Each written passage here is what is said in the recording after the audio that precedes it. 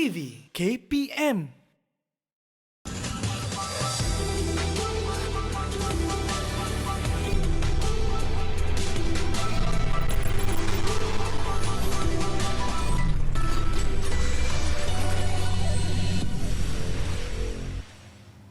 Buletin Didik 26 Februari, anda bersama saya Nur Alifah Ghani. Assalamualaikum dan salam sejahtera. Ibu bapa yang akan merentas negeri untuk menghantar anak-anak ke sekolah hanya perlu mengemukakan surat pengesahan daripada sekolah ketika membuat pergerakan rentas sempadan. Komunikasi Korporat PDRM dalam kenyataannya memaklumkan ibu bapa tidak perlu datang ke mana-mana balai polis untuk mendapatkan surat kebenaran untuk menghantar anak-anak mereka ke asrama. Semalam, Menteri Kanan Keselamatan Datuk Seri Ismail Sabri Yaakob mengumumkan kelonggaran yang diberikan itu dalam sidang media harian Majlis Keselamatan Negara MKN. Tegasnya, kelonggaran itu telah dibincangkan dalam mesyuarat teknikal semalam. Ia bagi membolehkan ibu bapa merentas daerah dan negeri untuk menghantar anak mereka ke sekolah atau asrama bagi sesi persekolahan yang akan bermula 1 Mac ini.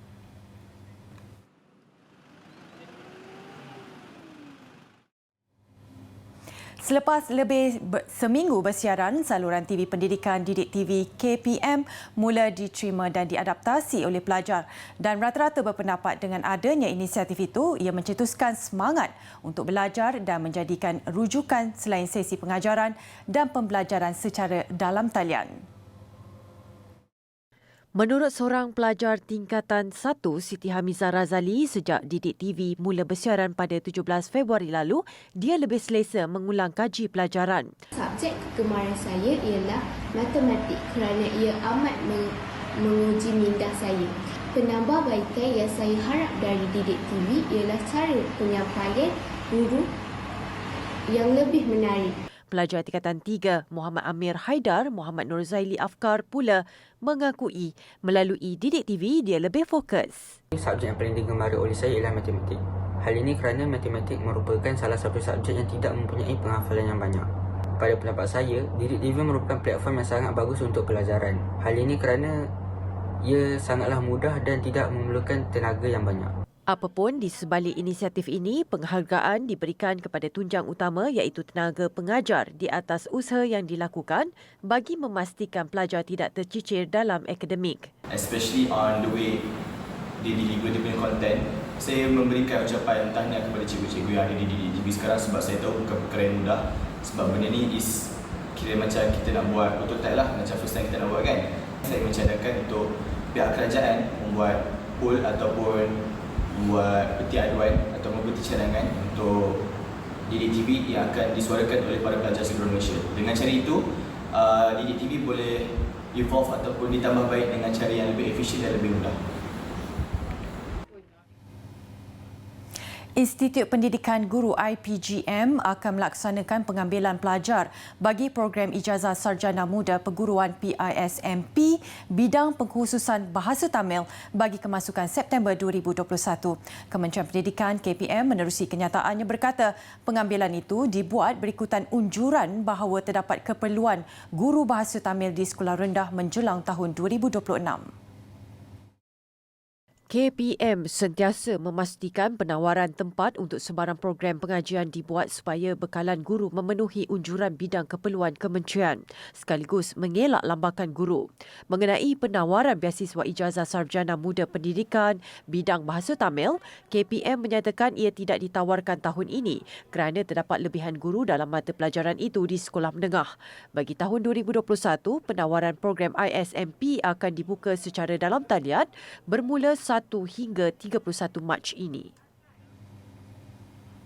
Mengajar dalam cara yang lebih interaktif pastinya akan menarik minat murid untuk belajar semula di sekolah. Apatah lagi, berbulan-bulan tidak menjejakkan kaki ke sekolah, sesi yang bermula minggu hadapan pastinya sesuatu yang sukar. Bukan sahaja buat tenaga pengajar tetapi juga murid. Biarpun pembelajaran masih berlangsung melalui PDPR ketika institusi persekolahan ditutup, persekitaran yang dirasai tetap berbeza. Di rumah mereka bebas belajar sambil bermain maupun menonton televisyen berbanding di sekolah yang memerlukan disiplin lebih tinggi. Kembali ke alam persekolahan mungkin sesuatu yang mengujakan untuk berjumpa semula guru dan rakan-rakan sekelas. Namun keadaan ini mungkin juga memberi sedikit tekanan kepada anak-anak yang masih berada dalam zon selesa. Nanti dah nak buka sekolah, awak seronok tak? Tak. Kenapa awak tak seronok nak sekolah? Sebab saya nak bersama ibu saya. Sebab saya risau anak saya tak ada minat nak ke sekolah. Sebabnya bila tengok kita beli baju sekolah, dia macam tak excited. Tak macam tahun-tahun sebelum ni yang mana setiap kali kita prepare untuk barang-barang sekolah, dia akan sangat-sangat excited dan teruja untuk berjumpa dengan kawan-kawan dia. So, bila dah lama sangat dekat rumah, nampak macam saya takut dia hilang minat untuk ke sekolah. Sebab bila dekat rumah dia bebas untuk buat apa saja, tengok TV, makan at any time, yang mana tak ada schedule. Pengerusi Pertubuhan Permuafakatan Pendidikan Malaysia, MIDIDIK, Muhammad Ridwan Osman berpendapat kreativiti guru mempelbagaikan kaedah pengajaran akan menarik semula minat murid untuk ke sekolah.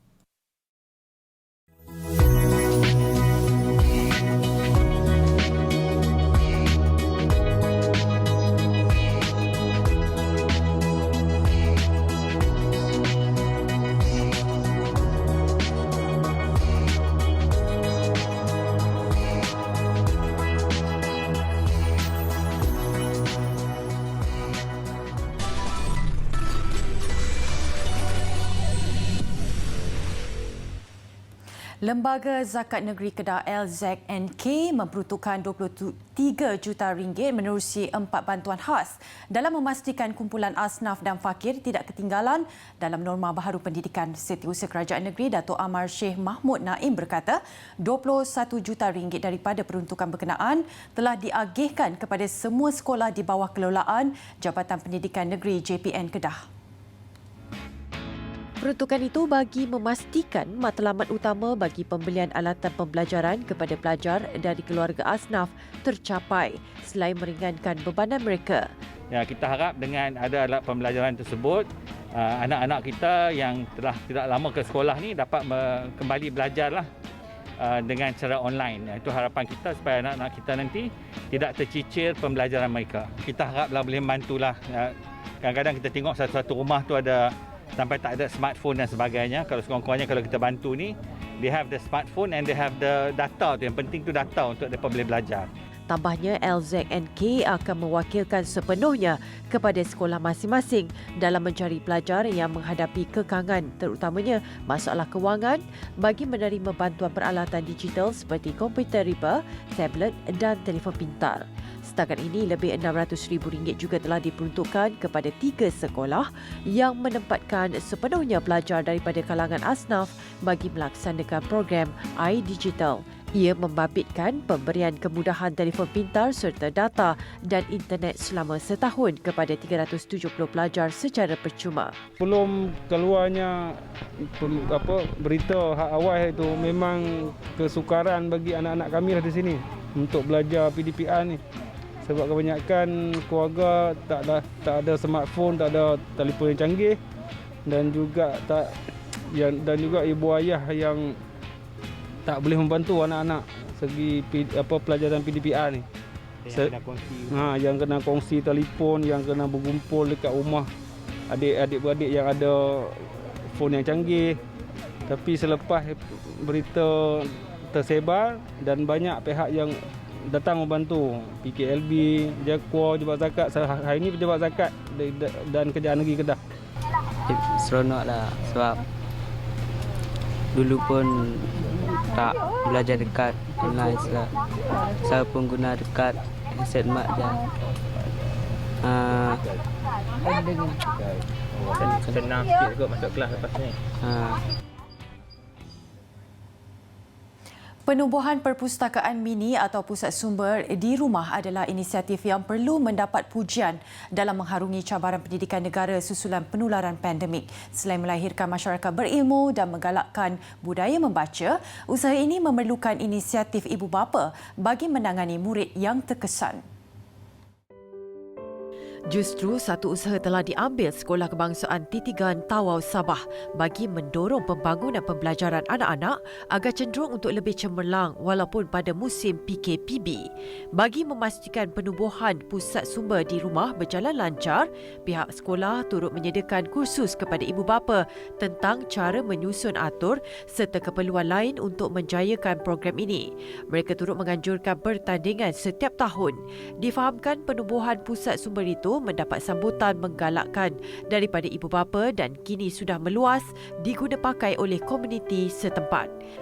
Ia juga selaras dengan 11 anjakan Pelan Pembangunan Pendidikan Malaysia PPPM 2013-2025 iaitu menerusi anjakan ke-9 yang menekankan aspek kerjasama ibu bapa, komuniti dan sektor swasta secara meluas. Memang merangsangkanlah apa yang saya nampak. Anak-anak pun sudah mula masuk di sini mencari buku-buku panduan, membuat rumah, apalagi sekarang ini dalam pembelajaran dalam online. Jadi di sini adalah tempatnya, maksudnya memang positif lah. Maksudnya anak-anak pun tidak lagi menghambur apa semuanya kan, nampak macam dia kemas apa, jadi itulah satu rangsangan kepada murid-murid. Pendekatan terbaiklah bagi warga komuniti mewujudkan perpustakaan mini di rumah. Dan apa yang kita lihat hari ini, seperti ini merupakan salah sebuah ya, yang ada beberapa lagi buah rumah yang memang sedia telah ya, dan telah pun mengadakan program ini, dan memang kita melihat bahawa sambutan itu terus berlaku, dan insyaAllah ya, kami di SK Titigan akan sentiasa membantu ibu-ibu dan juga sentiasa memberi galakan kepada mereka tentang baiknya ada PSS mini sebenarnya di rumah. Tak membosankan dan boleh belajar dengan tenang. Mengulang kaji, belajar, melukis.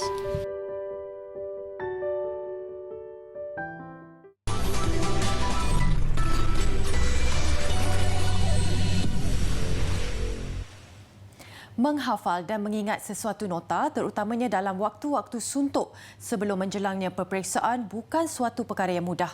Namun demi yang terbaik untuk pelajarnya, seorang guru cemerlang bahasa Arab dari Perlis gigih menukar lirik lagu kepada nota-nota penting sebagai cara pintas menghafal nota mata pelajaran elektif itu. Ustazah Bashira Omar dari Sekolah Menengah Kebangsaan Agama Perempuan Alawiyah di Kangar mula mempraktikan kaedah didik hiburan itu sejak 2018 lagi. Menurutnya, hasil positif kaedah itu dapat dilihat pada 2019 apabila peperiksaan bahasa Arab berjaya mencapai grade purata mata pelajaran GPMP terbaik di sekolah itu. Dengan penggunaan lagu-lagu yang dekat dengan pelajar, antaranya Air Pasang Pagi dan Tanya Sambut Pokok, Ustazah Bashira menukar sendiri lirik lagu terbabit dan memasukkan nota-nota penting yang senada dengan iramanya. وهما قائمان في الفصل من ضمة di awal kalimah dan kasrah sebelum akhir. Turut berkongsi tips untuk calon SPM 2020, Ustazah Bashira mengingatkan supaya calon tidak meninggalkan kertas kosong di bahagian karangan. Sekurang-kurangnya, tulislah jawapan yang lengkap di bahagian itu dengan 120 patah perkataan. Ini kerana, katanya, bahagian karangan merupakan markah yang besar iaitu 30 markah. Yang kedua, kita boleh usaha juga untuk bahagian kefahaman kerana markahnya ialah 21 markah. Jadi sebab soalan kefahaman itu jawapannya memang ada dalam petikan. Kita perlu fahami, kita perlu salin ayat. Jadi bahagian ini cuba seboleh-bolehnya jawab tanpa meninggalkan ruang kosong. Untuk kerana markahnya ada 21 markah. Okey, kemudian bila kita dapat mengingat ataupun menghafal kaedah-kaedah tata bahasa, itu sedikit sebanyak dapat membantu kita untuk menjawab soalan dalam bahagian kertas 1 dan juga soalan 3 untuk kertas 2. Ustazah Bashira mempunyai pengalaman mengajar selama 22 tahun dan dianugerahkan guru cemerlang bahasa Arab di sekolah berkenaan sejak 2008. Tidak kekok berdepan perubahan arus pendidikan, Ustazah Bashira turut mempunyai saluran YouTube sendiri selain menggunakan platform Instagram dan TikTok untuk berkongsi tips pembelajaran. SPM kali ini mempunyai cabarannya tersendiri apabila dijalankan dengan norma baharu. Kekuatan fizikal, mental dan emosi calon teruji. Namun berbekalkan semangat serta keazaman tinggi di samping sokongan dari semua pihak, cabaran itu pasti dapat diharungi. Pernah menjadi antara pelajar cemerlang SPM 2012 di Sekolah Menengah Sains Muar, pengacara dan penyampai berita Hawa Rizwana Rizwan berkongsi pengalamannya. Sekolah asrama penuh. Jadinya pengalaman tu tingkatan 4, tingkatan 5 dekat sekolah tu setiap malam akan ada prep dengan kawan-kawan, ada study group. Cikgu pun ada buat focus group untuk subjek-subjek yang kita lemah antaranya. Dan antara tips-tips yang boleh dikongsikan kepada adik-adik ialah yang mana tak faham tanya je dekat kawan-kawan. Study group tu best sebenarnya. Kita boleh ajar yang kita pandai dan kita boleh belajar apa yang kita lemah. Misalnya kalau saya dulu suka subjek sejarah. Lepas tu ceritalah dekat kawan-kawan kan, baca buku, kita cerita gaya-gaya pengacara dulu. Lepas tu kawan-kawan yang kira matematik ataupun biologi, mereka pun akan cerita tentang biologi, matematik. Kita give and take, belajar sama-sama. Dalam keadaan norma baru, adalah cabaran-cabarannya, tapi adik-adik begitu kuat, begitu pandai, bijak, cemerlang. InsyaAllah you can do this. Doa yang baik-baik dan saya doakan semoga adik-adik semua mendapat keputusan yang cemerlang, menjadi insan yang berjaya. Pelakon dan penyanyi Azharuddin Ramli atau lebih dikenali sebagai Arjali turut berkongsi pengalaman sebagai ketua pengawas di Sekolah Menengah Kebangsaan Bandar Baru Sentul suatu ketika dahulu. Beliau menyifatkan pengalaman SPM-nya sebagai pembentuk masa depan. Jadi pesan Abang Arja sebenarnya sangat ringkas dan simple. Kita perlu mengulang kaji setiap mata pelajaran itu, memahaminya setiap subjek secara dalam dan teliti. Jadi contoh macam pelajaran sains dan matematik. Jadi kita perlu faham formula, sebab ramai yang kata matematik susah, bahasa Inggeris susah, sejarah susah. Sebenarnya senang sekiranya kita mengenali dan memahami setiap subtopik ataupun tajuk penting dalam setiap mata pelajaran itu secara terperinci dan menyeluruh. Jadi bagi Abang Arja, antara tips yang penting yang Abang Arja boleh kongsikan, cuma bila selepas kita dah mengulang kaji dengan cukup sempurna, kita perlu mendapatkan restu ayah bonda kita, dan jangan lupa mendapatkan restu juga doa daripada guru-guru kita, kerana berkat serta doa dan kasih sayang mereka ni bagi saya penting.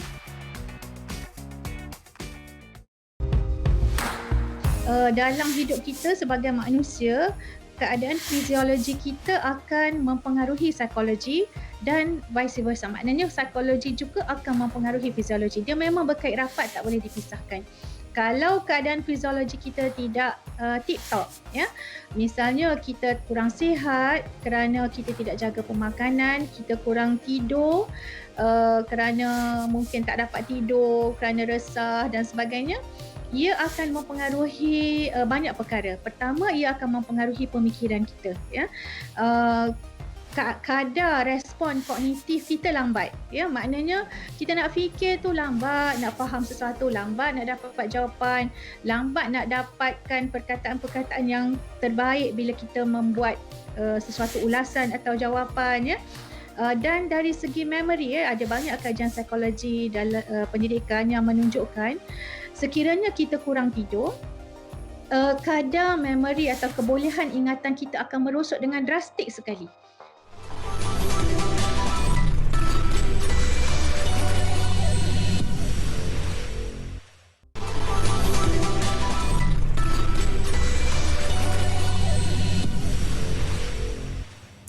Selepas pelbagai pencapaian, salah satu kuasa besar K-pop, Blackpink, kini jadi pengaruh terbaru dalam mempromosi pertarungan global ke atas perubahan iklim pula. Mereka dinamakan Duta Rasmi Pertubuhan Bangsa-Bangsa Bersatu untuk sidang perubahan iklim PBB COP26 tahun ini. Semalam, anggota kumpulan itu menghadiri majlis pelantikan secara rasmi di Korea Selatan, di mana mereka menerima surat peribadi daripada Perdana Menteri Britain Boris Johnson.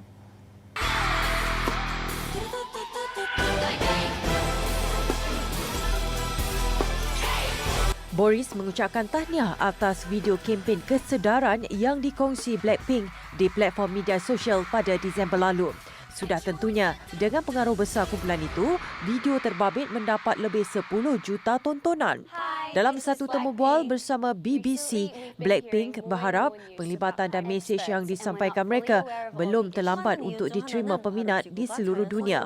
Malah mereka mahu semua peminat atau Blinks sama-sama meningkatkan pengetahuan mengenai isu ini. Duta Britain ke Korea Selatan Simon Smith pula mengakui pihaknya teruja dapat bekerjasama dengan Blackpink dan YG Entertainment selain berharap Blinks di seluruh dunia dapat menyertai usaha melindungi planet daripada perubahan iklim. COP26 dijadual berlangsung di UK pada November tahun ini. Ini pula filem terbaru diperkenalkan Disney Pixar berjudul Luca. Ia mengisahkan pengembaraan dan persahabatan kanak-kanak yang sebenarnya hantu laut di sebuah pekan di Riviera, Itali. There's just one thing. Wow. Dijadual ditayangkan pada 18 Jun nanti.